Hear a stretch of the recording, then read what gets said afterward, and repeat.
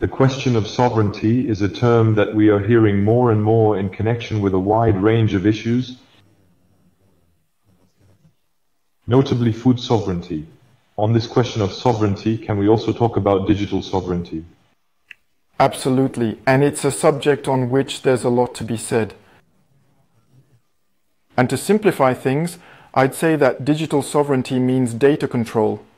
And where it gets interesting is to understand what it implies and what positive benefits it brings for users and society. And to talk about digital sovereignty, there are 4 main criteria to meet. The first and most obvious is the geographical location where the data will be stored, i.e. the data centers. In principle, this is not a problem. Whatever the supplier, most of them have data centers in Europe. The second point is that the software that accesses and processes the data must also be European. I'm going to take Microsoft as an example. Everyone knows that it's a US-based company, but it's exactly the same for Amazon Web Services, Google Cloud Platform and their services, or Alibaba Cloud. So I'm really taking Microsoft as an example. But if we're with Microsoft today, our data is very likely to be hosted in Europe, in a data center in Europe. On the other hand, and this is the second point in the criteria for digital sovereignty, is that the software that accesses and processes your data is not based in Europe, because the software is American. And what this means is that the data is also exposed to American jurisdiction. And this jurisdiction today allows the American government to access your data without notifying you to your data.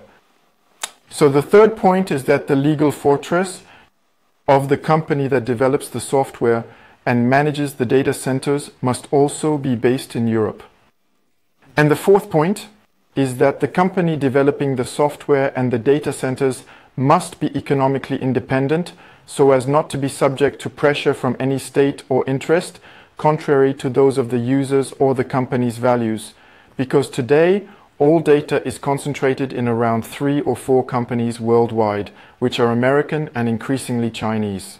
And the problem is that these companies weigh so heavily from an economic point of view that they're no longer neutral, they're no longer simple cloud suppliers or private companies.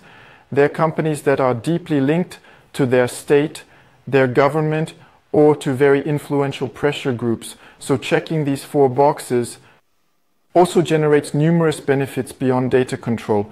Firstly, it will create jobs locally.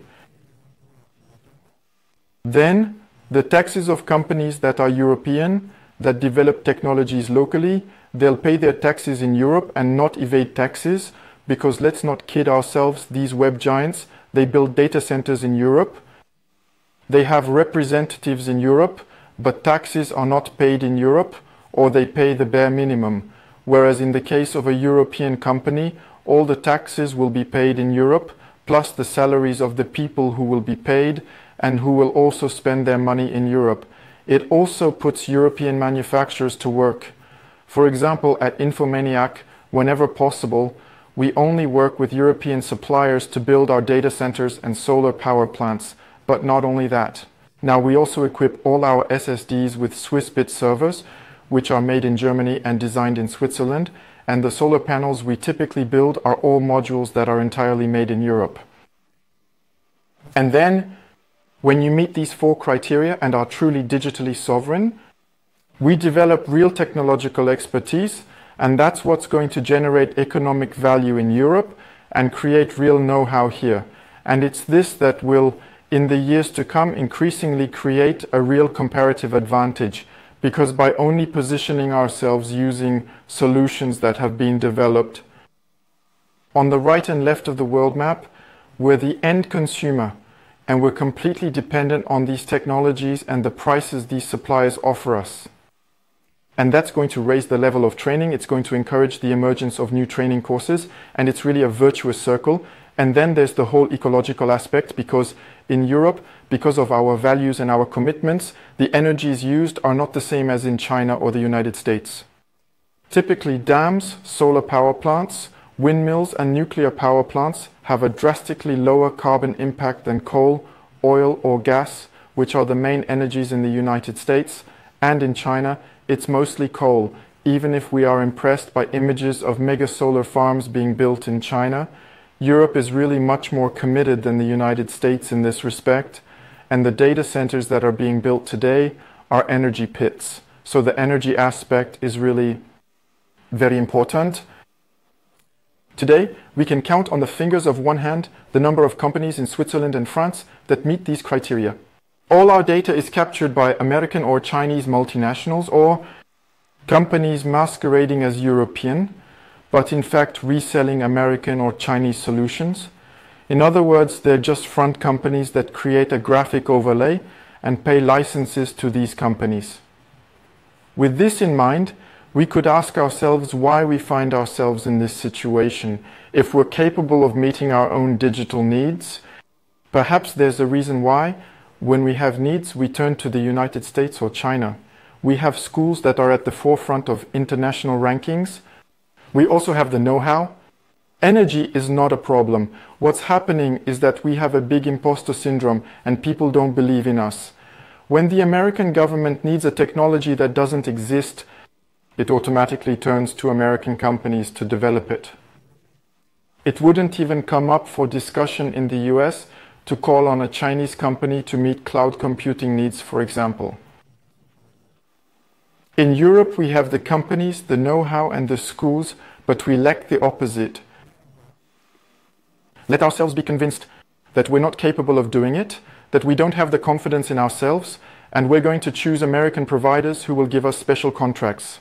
With promises, because very often the majority of clauses haven't yet been fulfilled, they're just promises, and they know very well that as soon as you start using their service, and above all, putting all your data on it, you're going to be locked in from a technological point of view, because then it's very complicated and very expensive to change clouds. And the promises we made at the outset, whether or not they're kept in the end, will be obliged to continue using cloud services, because today the entire real economy is switching over to cloud computing. Of course, there are many more advantages for users. For example, we'll have a much higher level of support with companies that are close to us, that share the same values and interests as we do, because for a French or Swiss company working with a cloud provider that's on the same soil as us, that provider will depend on the economic success of its region. This is not the case if you're working with an American provider. If Europe's economy collapses, an American provider will be much less affected, as it will still have plenty of other customers all over the world, whereas a local company will be directly dependent on the economic situation.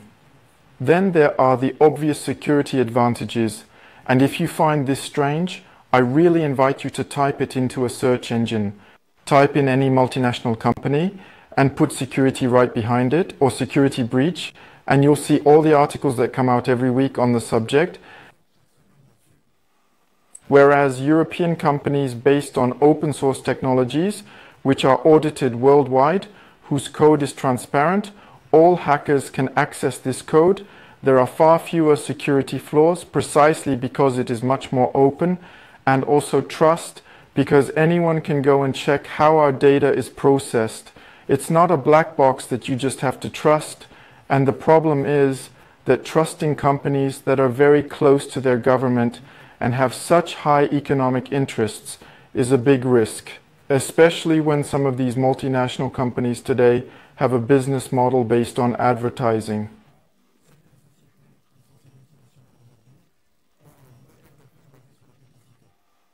And then it's also much more flexible, because open source or locally developed technologies don't use proprietary technologies that prevent you from migrating your data or your IT from one provider to another, so you're not locked into an ecosystem, and we don't become dependent on a single supplier who can raise prices as they see fit, without us having a counterweight or technological alternative that enables us to put a little pressure on them and say, well, if you raise prices by 20% next year, there's a good chance we'll migrate 50% of our products to another provider.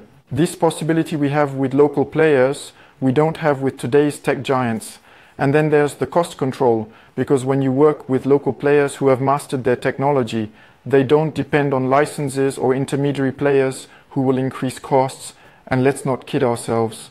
When we use Microsoft 365 licenses through a European provider who acts as an intermediary, and these intermediaries are being increasingly eliminated because Microsoft and these companies are taking away the possibility for companies to deploy their technology on site and are forcing companies to dialogue directly with them because everything is now in their own cloud. There was an intermediary phase where European intermediaries could still build their clouds and install Microsoft technologies on their premises, but this is now gradually disappearing. And once these companies have captured a market, once they dominate it, that's when they impose their conditions, and they know very well that people are no longer going to have a choice. Because they're captive. I see the same problems with food sovereignty. What link would you make between digital sovereignty and food sovereignty? Even though they're two completely different areas, if we have a monoculture that grows more than a given species of plant, well, the problem is that if climate change or a virus develops or whatever, the species we're growing en masse can no longer withstand these changes, then we find ourselves in a situation where we're practically starving. And in the digital sector, it's exactly the same thing. If we have more than 2 or 3 companies developing know-how, the day there's a security flaw, and that's why there are so many articles and security problems with these players, because what's more, their technologies are closed, we can't even check them. And so the incentive is maximum to find security flaws in these providers, because if we find a security flaw in one place, and what's more, it's very easy because they have so many services to choose from. When you want to set up a public cloud with AWS, or when you use Microsoft the Net in your company, you're overwhelmed by the plethora of possibilities. And the problem is that if you don't have the skills to set all this up correctly, that's when you fall prey to security flaws, which depend on the user on the one hand and on these companies on the other, because it's extremely complex. We don't realize it when we use cloud services. It's extremely complex behind the scenes, and the problem is that all the services have to talk to each other, and every interaction, every new possibility we add to an ecosystem is a new potential flaw. And obviously, if all the companies in the world use 1 or 2 solutions which are also closed and opaque, as soon as we find a security flaw, we can flatten the whole world and make sure people understand the risk involved, because when a species of plant is decimated by a virus, you can imagine famine or the fact that you can no longer get enough food. And in the digital world, it's data leaks, loss of access to this data, problems of corruption of all this data. And what this means for a company is quite simply going out of business, because you can't go and tell your customers that all your data is inaccessible. You're going to tell your customers that all their data has been captured, that all their services have been corrupted, that they've lost all the history they had with you, that they're receiving invoices that have nothing to do with the services they have. All your credibility, all the trust you've built up over the years is simply lost. And these are the nicest cases yet, because we still have our governments who also subscribe to these American and Chinese players, and here it's highly geostrategic interests that have a much wider effect on societies. What would happen today if tomorrow's identity cards, which are in the process of being digitized, were suddenly corrupted or no longer accessible? And today we don't realize it, but whether it's rail transport, air transport, the logistics of all the delivery services we use every day, the logistics of all transport, raw materials, food, it all depends on the cloud today. And security failures and malfunctions in these systems, it's the whole of society that can malfunction, not to mention security systems, traffic, red lights, and everything else that manages our daily lives.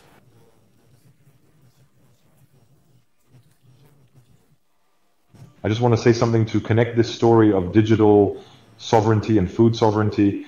There was a cyber reserve conference at the Gendarmerie Nationale not too long ago. And this is a figure that struck me. 1 farm in 5 is a victim of cyber attacks. Today, we've digitized a good part of French agriculture too, so when your information system is completely paralyzed on a farm, I wonder what happens, for example, with a milking robot, or how a farmer finds himself the victim of a ransomware attack where he loses all his data.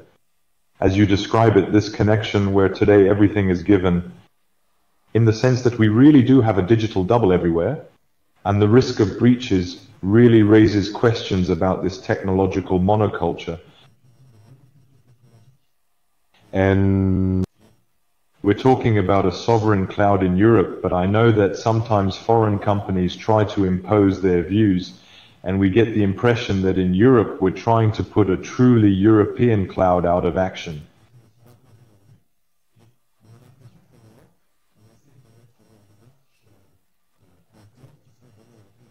The sovereign cloud in Europe, it started out as a great idea, and there was the project to create Gaia X, which was to be a 100% European cloud, but we only had people around the table who were perfectly aware of everything we were discussing.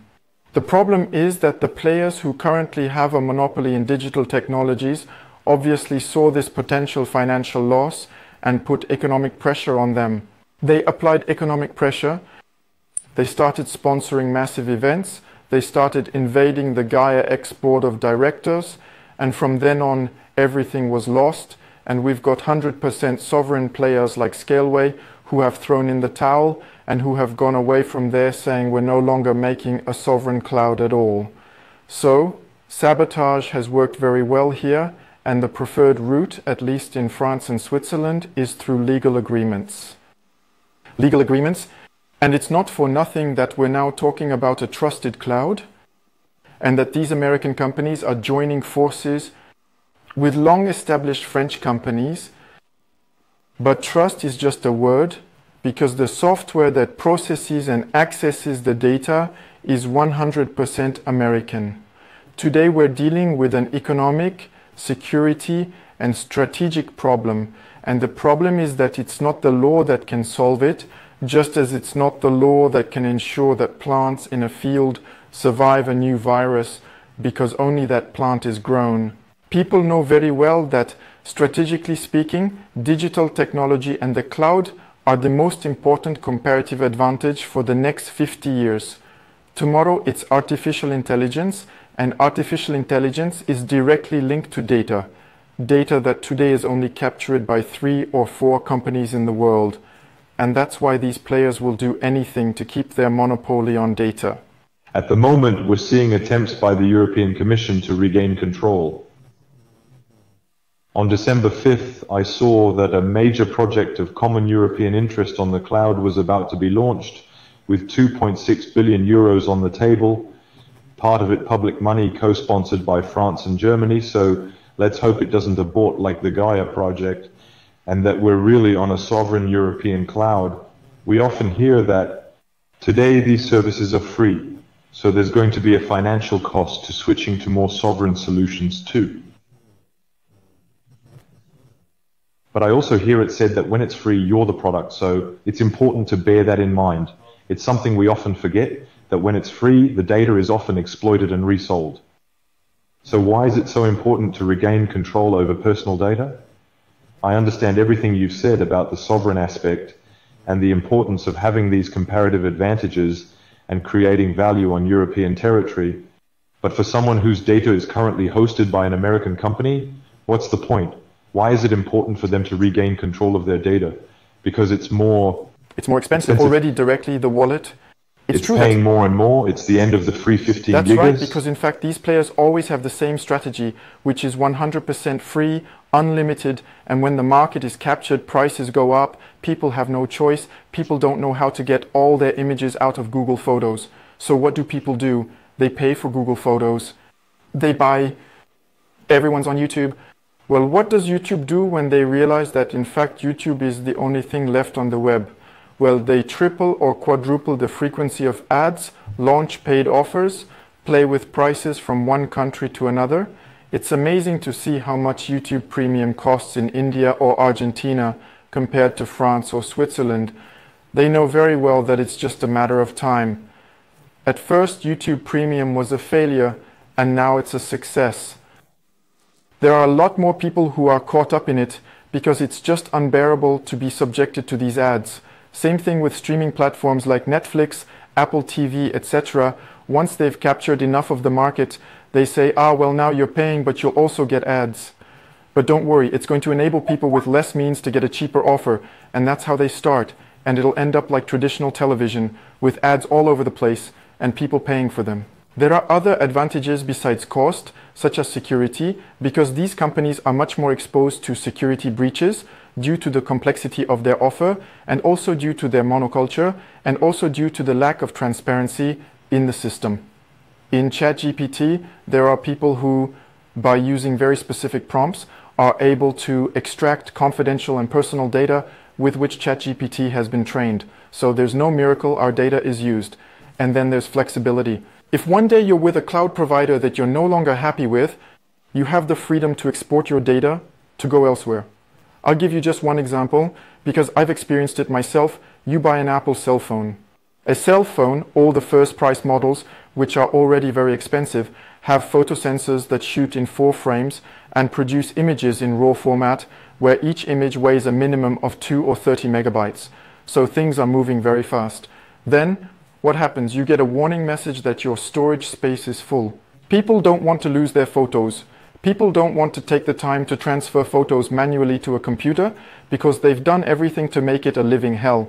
You have to use music software to transfer your photos to your computer when you have an Apple phone.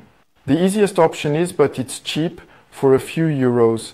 Now you have a little storage space in the cloud, and it's cheap. However, once you've passed this first level and you've already put thousands, tens of thousands of photos with them, the next level, you're completely out of gas. I tried to get all the photos out of Apple's cloud a few months ago, a non-doer, and I finally succeeded. By the ode, I think it's every 600 or 700 photos. You can't export more than that at a time. Then I found another way by synchronizing the data with an Apple application. But even then, when I wanted to get the photos out of the Apple Photo application, I lost all the photo metadata. As a result, they were a mess. There were no chronological dates. I had to find a script on a forum, correct it, and customize it to recover the dates in the file's EXIF. It was hell. But if you use a solution like Infomaniak's K-Drive, none of that happens. You can synchronize your photos automatically with the K-Drive application. You can cut and paste them into the application of your choice, then resynchronize them elsewhere, and there's no problem. So, to get down to the nitty-gritty, just to explain today, if someone wants to take back control of their emails, how do you go about it? You can go to ethic.com and you'll come to this page. And there you'll actually have a 100% free ad-free, free with no advertising. And then to download your files, it's ultra simple. Once you've created your account, you'll have access to webmail. There's even an artificial intelligence inside that lets you write emails. For example, if I create a new email to Julien, I'll put anything just so you don't get spammed. I'll call artificial intelligence that only works on our servers. And it's an artificial intelligence based on open source technologies. And here, for example, I'm going to tell it I'd like to organize a meeting for UniAgros members. When would you be available? We'll see what it suggests, and then the AI will automatically suggest an email that I can refine, make more informal, less informal, shorter, longer. I can insert the email, and I already have a basis for my mail that I can personally adapt. And I can also use this AI to, and so on. Anyway, that's just to show you that it really is a complete webmail with a calendar part 2. And it's all synchronized on your cell phones, whether Android or iPhone. Of the Infomaniak Mail application? Exactly. There's a mobile application called Infomaniak Mail on the stores. And above all, the most interesting part is how to find all your emails, all your contacts, all your calendars at Infomaniak. It's actually quite simple. Here in Advanced Actions, you have Import Emails. You'll be able to enter your Gmail address. Then you'll need to enter your Gmail username and password. The wizard will automatically retrieve all your information from your new Infomaniak address. You'll find all your folders, all your emails, all your replies, all your attachments. Everything will be there. Then for your calendars and contacts, you'll need to go to the Google Calendar and export your appointments in ICS format. But just go to a search engine and type export my Gmail calendar and you'll come across the procedure. And then it's the same thing here. Go to Advanced Actions, Import, drag the ICS file generated by Gmail or Outlook or your provider, and you'll find all your events here. And to synchronize it on your mobile, you have a wizard at your disposal. You have a QR code.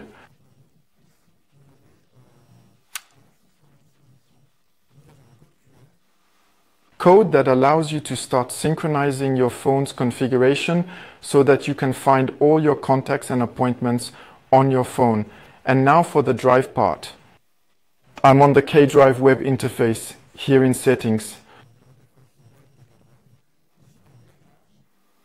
You'll normally find Import External Data.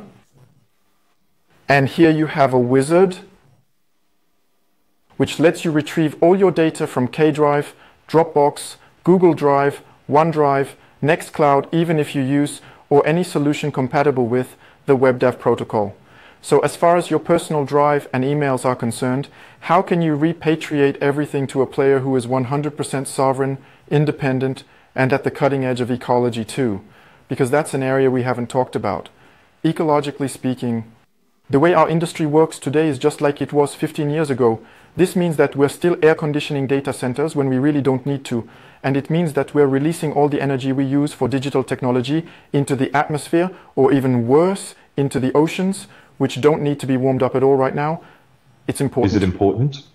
In relation to SOP X6 feet, where we're thinking every step of the way about changing the trajectory of climate change, in my memory, the greenhouse gas impact of digital technology was 3 to 4%. But when you know that it's exponential, and I'm trying to find the figure, the doubling of data is taking place more and more in an approximate way, because we have bigger and bigger phone sensors, we have bigger and bigger images, we have a huge amount of data, and there's a question about how we could better manage this data between big people and associations, but we'll come back to that later. Nowadays, what Infomaniak is doing is a bit of a textbook case, but as you said, it's not what's generally done. Absolutely not. And it's local providers like Infomaniak, Scaleway, and OVH that will be doing their utmost to develop mechanisms that are much more virtuous in terms of energy, CO2, and data sovereignty than the big players. And here, for example, is our latest website generator, which lets you create websites as easily as a Wix. There are lots of templates that you simply add. After that, it's just a cliche, but anyone can really make their own website. And it would be interesting in relation to today's 2-ton workshop, which we're talking about more and more, to see how we can act on the ecological transition, to see if we take into account the way in which these data are hosted, because depending on which provider you use, you don't have the same impact at all. For example, if I assume that my data is hosted by Infomaniak, it won't have the same carbon or greenhouse gas impact as a general rule as another provider, such as Microsoft, or a third party, such as a company that's in the same business. We could talk for an hour just on that, on the lifespan of servers, on the components we use, on heat recovery. We're really thinking about two areas that are the most dramatic for our industry, and that's energy efficiency, energy recovery, and CO2 emissions. With these three things, you can dramatically reduce your ecological footprint. And the business model behind it is quite simply our Infomaniak customers. That's several million users all over Europe. We only operate in Switzerland. Infomaniak's growth today is mainly in France, Belgium, Italy, and German-speaking Switzerland, because in Switzerland we have 3 major language regions. Our customers pay us, and free services are paid for by paying customers. We can afford to do this because we also have a free service. Swiss transfer is completely free and is an alternative to WeTransfer, except that the free version of Swiss transfer gives you all the advantages of WeTransfer and much more. You can send data for up to 30 days. You can password protect your shares and so on. There are two main reasons for these fantasies. The first is that we're independent and don't have to please shareholders who always want more at the end of the year. Secondly, Infomaniak reinvests all its profits in recruiting new staff and buying equipment to support its growth. And the fact that we master all our technologies and can pool them. The technologies behind K-Drive, which is our very own Dropbox K-Chat, which is the equivalent of Microsoft Teams or Slack, Swiss Transfer and Swiss Backup, which enables you to back up all your IT equipment and computers. Swiss Backup backs up everything. It's a 360 cloud offering. And then there's the public cloud. All the products I've just listed are based on the same technologies. We're talking about OpenStack. This is a technology that enables the cloud to work together. All the servers that make the cloud work. It's open source. It's one of the most dynamic open source projects in the world. In fact, since we control everything, we can share this technology between products. So it's not something that's going to require us to pay for licenses and pass on the cost to our customers. So it allows us to make huge economies of scale, including our data centers. Most players rent space in non-European data centers, which belong to American companies. We build our data centers ourselves because our ecological standards are dramatically higher than the industry average. This saves us a lot of money because we're not paying these companies a huge rent every month and we're not dependent on them. And that's what enables us to create free products, products that are ultimately less expensive than American solutions. If I take the example of K-Drive, because it's something that speaks to a lot of people, and I look at the storage price, it's ridiculously low. Already the first offer starts with 2 teras of storage. I'll be very honest. The first one is 15 gigs ad-free. Just for you, you can start right away. And then we'll go straight up to 3 teras. And if you pay 7 francs 40 a month, you get 6 teras of storage. And you can go up to over 100 teras. And we recently launched a new offering that brings together all our productivity tools. So the chat solution for businesses, K-Drive and email, called K-Suite. And here again, prices are much lower than the equivalent of Microsoft or Google Workspace. And to make the conversion, that's €5.50 for Quad Drive Solo and €11 for Quad Drive Team. So per month, it's still more than affordable.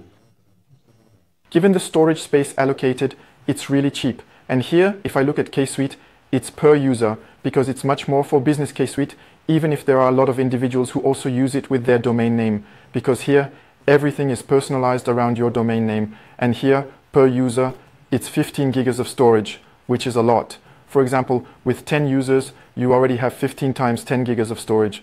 Then K-Suite Pro goes up to 3 teras of storage per user, which is just gigantic.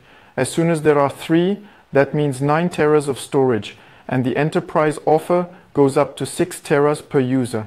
And contrary to what you might think, you can combine Microsoft Word with our solutions because they're compatible. You can edit Word, Excel, and PowerPoint documents online. You can collaborate with several people. It's completely interoperable. That's what I was saying before. You're not locked into one supplier. And interoperability is important. For me, the switchover was very straightforward because if you have a webmail that's still similar, much simpler in my opinion, because in the end, Gmail had far too many interconnected services and I find it less and less flexible to use. It's too resource hungry, I find, and I had switched over to Fairmail, which is also an Android application that works very well, and I really had a painless switchover, really. The interface, compared to the demo Thomas gave, is well interconnected with other solutions, and it's really very simple to put all these different data back in. And to pick up on a term associated with Infomaniak, there's the ethical cloud aspect. What do you mean by this ethical aspect? Because we're talking more and more about ethical digital technology in relation to the sometimes less than virtuous practices of certain suppliers. For us, an ethical cloud is one that doesn't compromise on the environment and climate. It's a cloud that respects users' privacy, that treats data the way we'd like it to be treated. And it's a cloud that's human, which means it has social and economic responsibilities. It means paying taxes locally. It means creating jobs. It means participating in local training. We typically support 42, which has also opened in Lausanne. So 42, for those who don't know, was created by Xavier Niel in France. There are schools all over the world, and the special thing is that it's 100% free for students. And these schools are fantastic because they train people, they train the future developers of tomorrow to develop their skills through collaboration, which is what we do in real life afterwards. And we also train people internally, either through sandwich courses, internships, or apprenticeships. It's simply a digital business that can last and continue to grow without ultimately deceiving people and doing so to the detriment of the environment. Today, with our new data center, we have demonstrated that digital technology is no longer a final energy consumer. Today, the digital sector is an intermediary from an energy point of view. Mind you, we're still major polluters, in the sense that a single server that's between 1.7 tons to 2.4 tons of CO2. And that's just one server. And that's why, when it comes to the American giants, they promise us climate neutrality. This neutrality doesn't talk about energy, it only talks about carbon. And carbon today is very easy to offset through compensation projects, which are very cheap in developing countries. Carbon offsetting is all well and good, but it should be the last resort to compensate for what could not be reduced upstream. And here, I'm displaying this diagram, which can be found on our website on the ecology.infomaniak.com page. It shows the CO2 emissions we generate. What generates the most CO2 emissions for someone like Infomaniak, who uses only renewable energy, is the purchase of new servers. And then, the second biggest CO2 emitter is the daily travel of all our employees. But as you can see, the purchase of new servers is already insignificant and nobody's talking about it. And that's why we're extending the lifespan of our servers to 15 years. And how do we do that? Well, we give them a second life after 5 to 8 years of use. We carried out a study which can be found here, and we made a trade-off between replacing a server after 15 years. In fact, the trade-off is that an old server consumes more energy because new technologies are more energy efficient. But since we only use renewable energy, we've calculated that a server would have to be used for 15 years for its electricity consumption to generate as much CO2 as it took to produce it. We can't just say we're offsetting 100% or 200% of our CO2 emissions, which is what we're doing too. But upstream, we have to reduce our energy consumption as much as possible, stop air conditioning, stop changing servers every 3 or 5 years, and it's a global reflection. It's important to bear this in mind, especially in the general departments of various companies. And then when you're an individual, it's sometimes good to spend a little more on a computer, but you know that it's either repairable or can last a little longer. How do you transfer your emails and other mail automatically to Infomaniak? In all providers, you can create forwarding rules. All emails sent to your old address, they automatically arrive where you decide. And you don't need to write to all your contacts to tell them I've changed the email address, because they'll continue to write to you at your old address.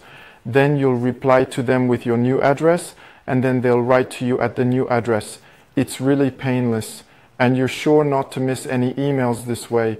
Any emails sent to your old address will be automatically redirected to Infomaniak. Just type into a search engine, activate rules, forwarding, and then put in Gmail, Hotmail, Outlook, Yahoo, whatever you like. It takes 30 seconds. When you see that the old address is no longer used except for newsletters and spam, you can delete it. And to complete what you're saying, you need to uncheck as often as possible and keep a copy of the forwarded email.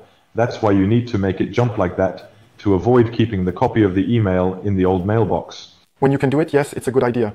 So the question I'm also asking myself is that, having looked a lot for online solutions from suppliers, I'm actually very happy with what I find at Infomaniak, which is why I'm also happy to help show what's possible on European soil.